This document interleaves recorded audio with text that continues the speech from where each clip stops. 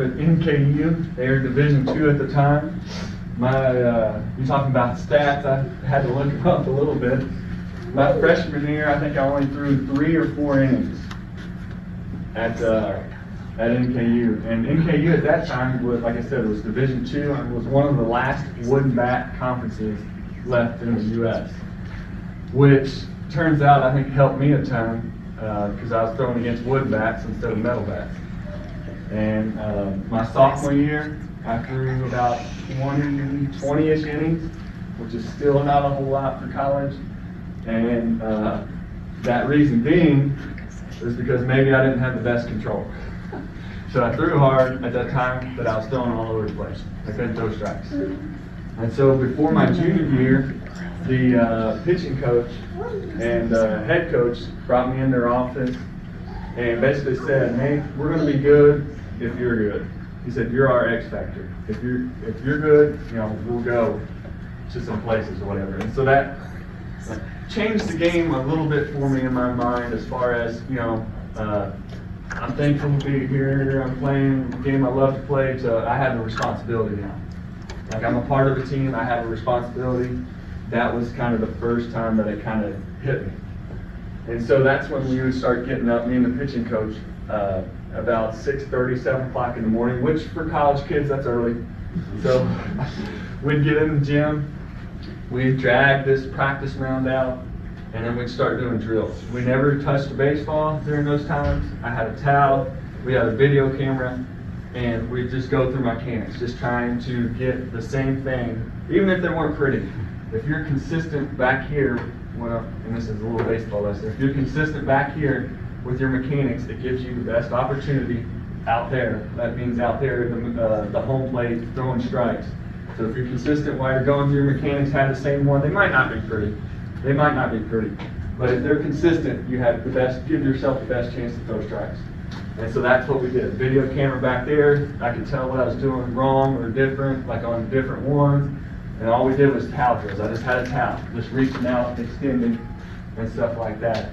And that helped me in my junior year. I can't remember 50, 60 innings. I had more strikeouts than innings. And then this is where these scouts start coming back into play. I guess, and I'll move back just one, like we made it to, in high school, we made it to regional tournament. And by that time, there was 8 or 10 scouts that would show up because I guess I was close to getting drafted out of high school, just based on how hard I was throwing. And I think back then, I think I topped out in 92, maybe 93, and topped out just means I hit it once or twice during the game. I wasn't consistently throwing that hard. So once I got to NKU in my junior year, that's when my junior year also they started their first year kind of having a strength program, like taking care of yourself. And again, I was a college kid. You know, at that point, young in age, you didn't really need to take care of yourself a whole lot, so we didn't really take it all the way seriously. But that's the first little bit of taking care of your body, your shoulder, your arm. And that's when I started topping out like 96, 97. And that's when scouts started kind of following me around. As far as I remember, my junior year, our home field wasn't at NKU, it was at Florence Yaws. That was our home field. And I remember I had a week where my back was tight, and so I kind of didn't go in the game as a reliever, but they wanted me one game to go down there and just see, hey, can you throw if we need you? I'm like, all right. And I remember being down in the bullpen, just stretching my back, making sure everything's good. I get on the mound, make a few catches or throws, and then I see like 2 or 3 guys, they start to coming over or whatever, and those are scouts. They're coming, they're like, all right, he's going to throw, and they wanted to watch me warm up and stuff. And I remember faking them out because I made a few throws. I was like, oh, and I just took off running. I was like, yeah, I'm ready to go. But yeah, these guys, the scouts, they show up, and the kids don't listen to this part of it. But the cool part about that, just like in high school, they'd have me fill out these forms and things, like, I don't know, thoughts of like where I thought I was going to get drafted and stuff like that. So I was able to take those letters to my college professors and be like, hey, this is where I was at. I'm sorry, I missed your class. But don't listen to that part. Were they excused? Yeah. They're like, yeah, that's fine, yeah, deal with that. And so, we ended up having a good season that year. Ended up going to the Great Lake Valley Conference tournament. We didn't win it that year by any means, but we at least got there. And even at that point, I was, I talked about having that sense of responsibility, but I was still simple-minded about not knowing maybe how good I was or whatever, because there's this guy from Chicago, his name is Greg Moss. He bet me $100 that I was going to get drafted in the top 10 rounds. I'm like, dude, there's no way. Like, I had no idea of what was going on, like how it worked or anything like that. I was like, I'll take that bet. Like, I'm gonna win $100, like, because I'm not gonna get drafted that high or get drafted at all or whatever. And so, lo and behold, I got drafted in the 5th round and ended up being the 179th pick overall that year. And about that draft night, I guess that would end my NKU and go into the next one. But the draft night, I needed somewhere that had the internet.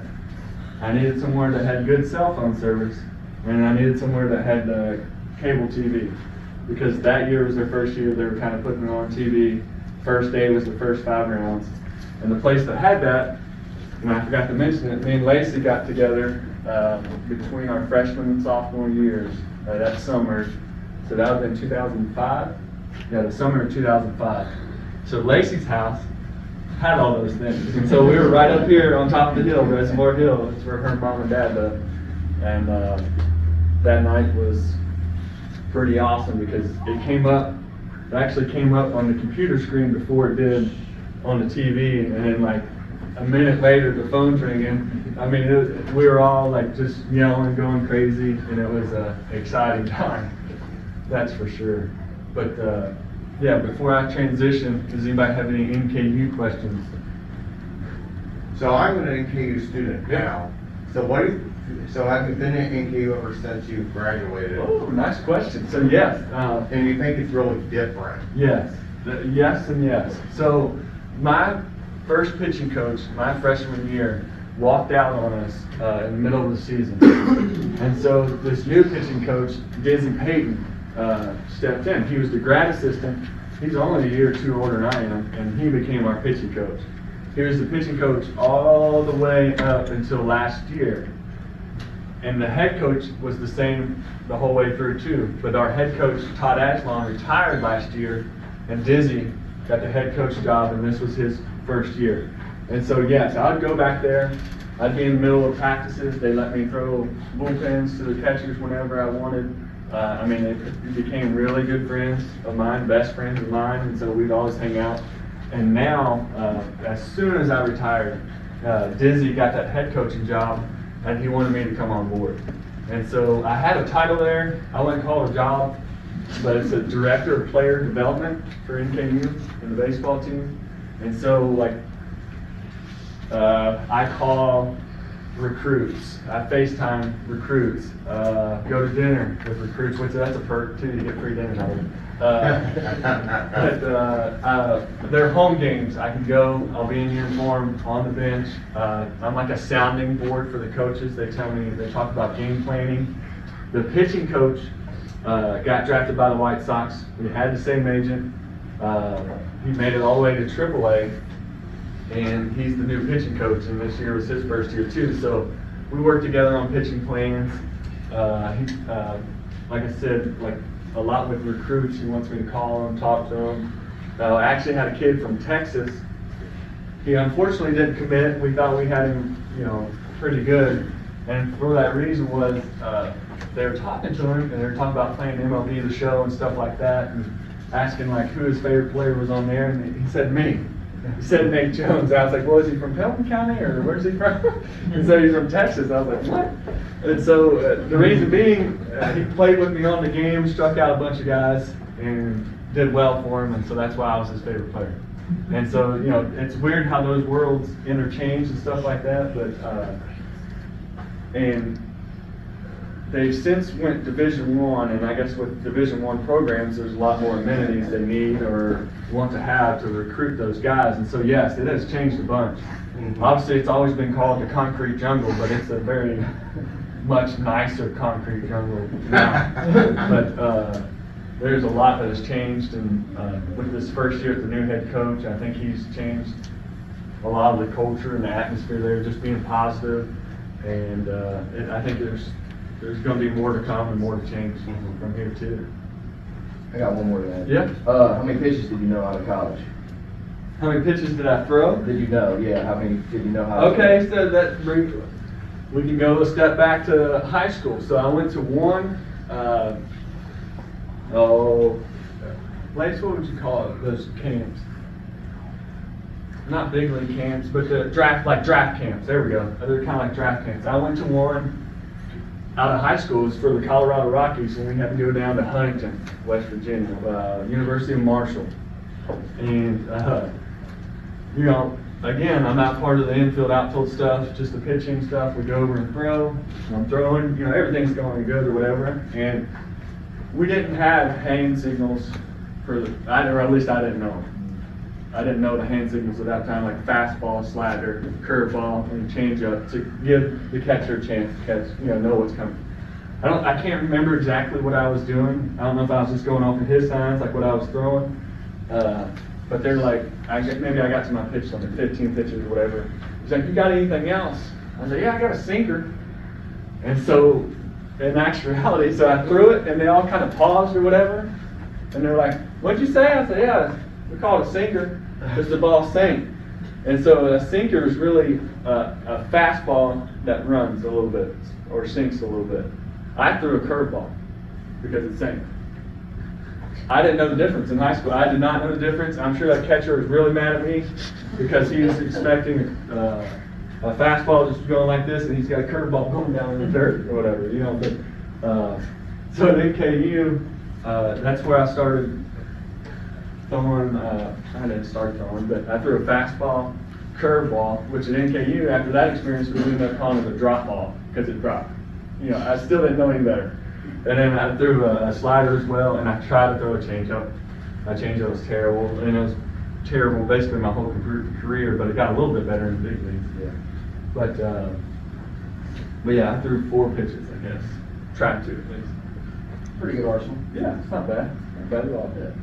But anybody got other questions about NKU? Yeah. You did any home runs when you were at NKU? I hit some, what was it called, home run derby home runs, like batting practice home runs. But I went to NKU as a pitcher. They no longer wanted me to play a position. So once I got to NKU, from there on out, I was pitcher only. But they did let us hit batting practice every once.